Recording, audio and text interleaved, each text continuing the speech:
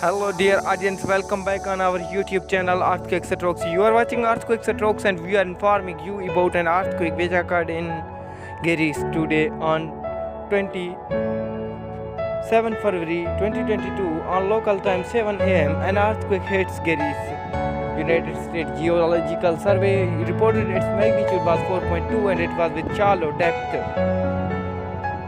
The exact magnitude of the quake will be shared after few next minutes or hour. Other agency refrain their calculation or issue their report. Thanks for watching. Goodbye till next updates.